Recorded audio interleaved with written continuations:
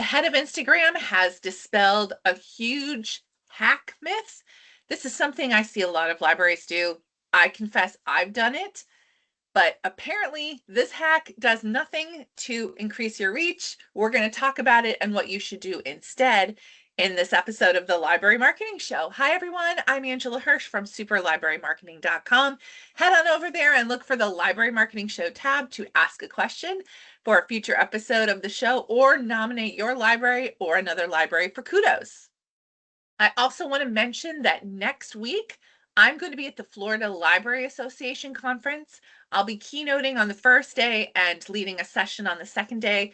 If you're a Florida watcher, I really hope that I see you there. Please be sure to find me and say hello. We are going to begin today's episode with kudos, and our kudos today is a nomination that came in.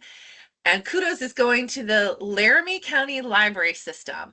One of my viewers/readers wrote in and said, quote, "I'm loving Laramie County Library System's Facebook Mythbuster videos for National Library Week. Good mix of story and data. I took a look. They're doing a video every day. It's a short form video where they're busting myths. Like, for example, you work in a library, you must read all day long. Not true. We all know that. I think it's a great way also to spread the word about the library. So I'm going to add my kudos. Good job, Laramie County Public Library System. All right, let's get into today's topic, which is about Instagram. Speaking of myths, the chief of Instagram, Adam Mosseri, has done an interview where he has busted a myth. Basically, he said that reposting your feed posts into stories will not increase your post reach. He explains this, and I'm going to translate it for you, and I'm going to also share with you something I thought of that you can do instead. So here's the explanation from Adam. It basically says your feed posts reach more than your followers. We've known that for a while. Instagram's algorithm shows your posts to people from all walks of life, all areas of the country or the world, and then it sees how interesting and engaging your post is.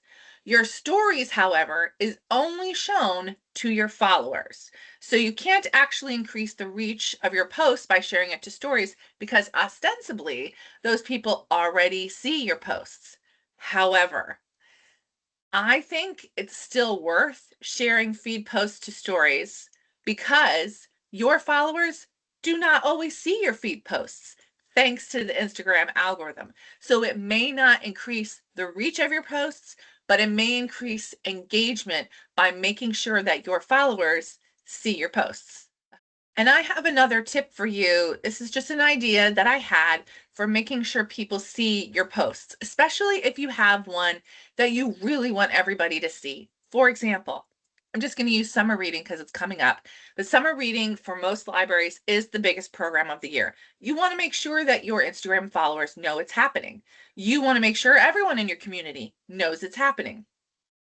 You can share a post, embed an Instagram post in your monthly newsletter.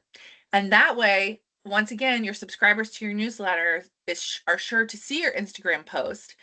I think also if you're doing a post on Instagram that you, let's say, are talking about advocacy for the library, it would make sense to share that post in your email newsletter. Do you want to do that every month? Probably not.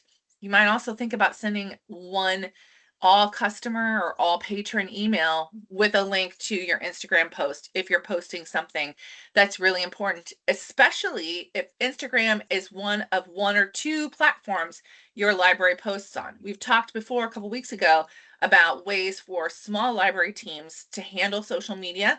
The tip was post to one or two platforms. So if Instagram is your platform, you want to make sure that everybody on your email lists sees your posts. So it's just something you can do to increase the reach, and especially with people who you want to see the post because they're in your community. Also, a couple weeks ago, I shared on my LinkedIn page a link to an Armchair Expert podcast that Adam was on.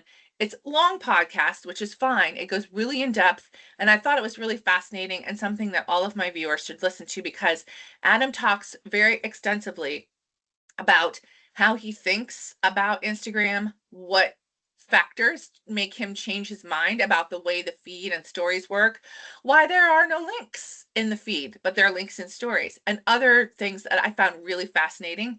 Gonna put a link to that down below as well, because I really do think it's an episode that is well worth your time.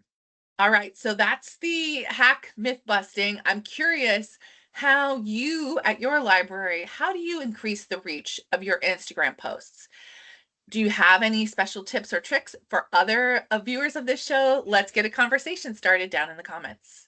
And that's it for this episode of the Library Marketing Show. But my channel is full of other tips for library marketing. If you're interested in learning more, head to the next video. I will see you there.